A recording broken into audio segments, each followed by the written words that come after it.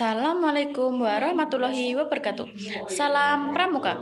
Perkenalkan, nama saya Ajeng Ayu Elvinda dari kelompok 6. Di sini saya akan ujian SKU terap nomor 20. Cara penjernihan air. Penjernihan air didefinisikan sebagai proses penghilang polutan dari air, memastikan air aman untuk pengguna akhir tertentu. Ini mencakup penggunaan seperti air minum, proses industri, medis, dan banyak pengguna lain. Manfaat penjernihan air mampu menyaring air dari paparan berbagai zat berbahaya, sehingga meminimalkan risiko berbagai penyakit dan tubuh pun senantiasa tetap terjaga kesehatannya. Ada 5 bahan yang bisa digunakan untuk penjernihan air. Di antaranya, tisu, kerikil, pasir, serabut kelapa, dan arang. Fungsi dari bahan-bahan tersebut dalam penjernihan air adalah sebagai filter atau penyaring. Berikut adalah fungsi masing-masing bahan. Tisu. Tisu dapat menyaring partikel-partikel kecil dan kotoran yang terlalu dalam air. Tisu dapat menangkap partikel-partikel yang lebih besar dari pori-porinya, sehingga air menjadi lebih jernih. Kerikil. Kerikil dapat menyaring partikel-partikel besar dan kotoran yang terlarut dalam air. Kerikil juga dapat membantu menghilangkan bau dan rasa tidak enak pada air. Pasir. Pasir dapat menyaring partikel-partikel kecil dan kotoran yang terlarut dalam air. Pasir juga membantu menghilangkan zat-zat kimia dan logam yang terlarut dalam air.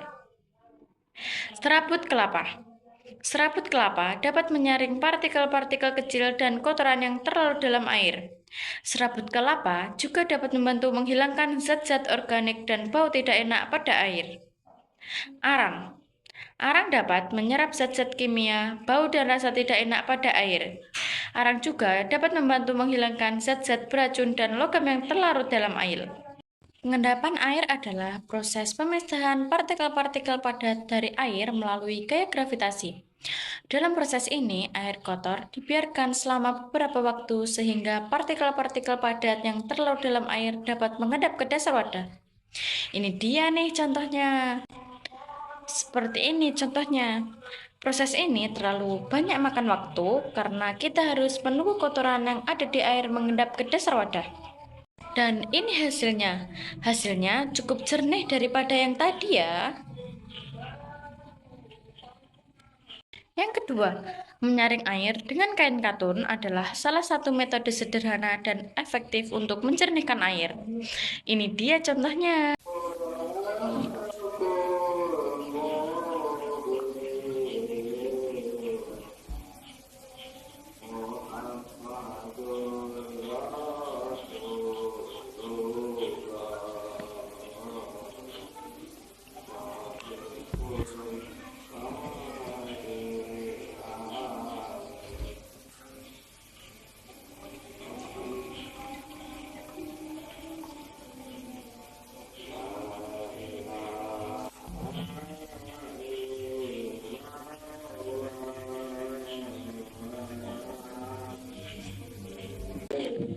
Dan ini hasilnya. Airnya cukup jernih daripada yang belum disaring tadi.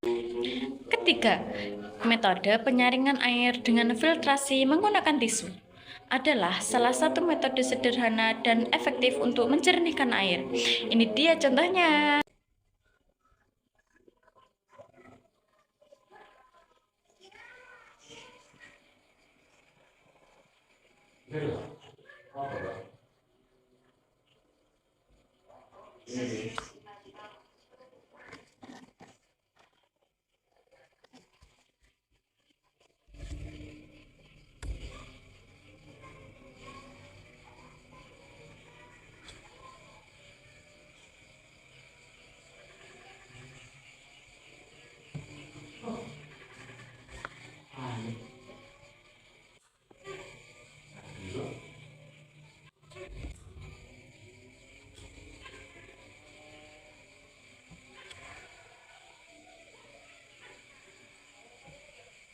Dan ini hasilnya. Meskipun airnya masih agak keruh, yang penting tidak sekeruh tadi. Yang keempat, metode penyaringan air dengan perebusan adalah salah satu metode sederhana dan efektif untuk mencernihkan air.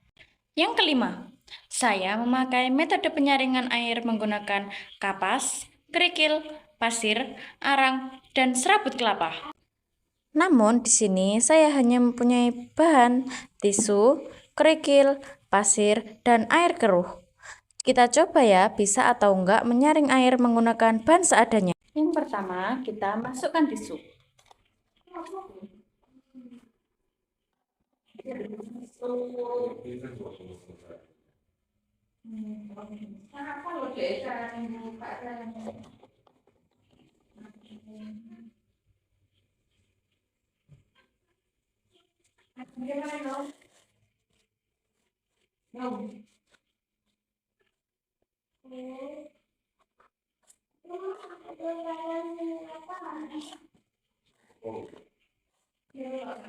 Seperti ini.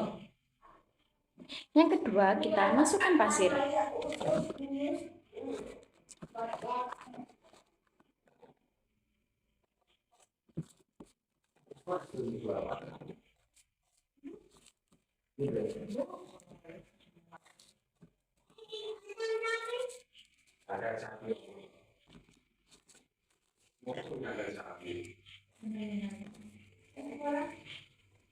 Seperti ini.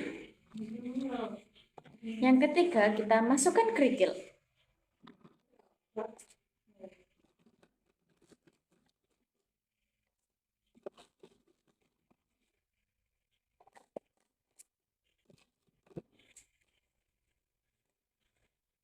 Nah, kita coba ya, bisa atau enggak kita menyaring menggunakan bahan seadanya.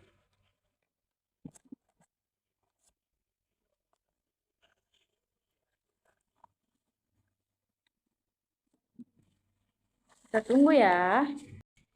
Dan ini hasilnya. Wah, ternyata dengan bahan seadanya kita bisa menyaring air dengan sempurna loh.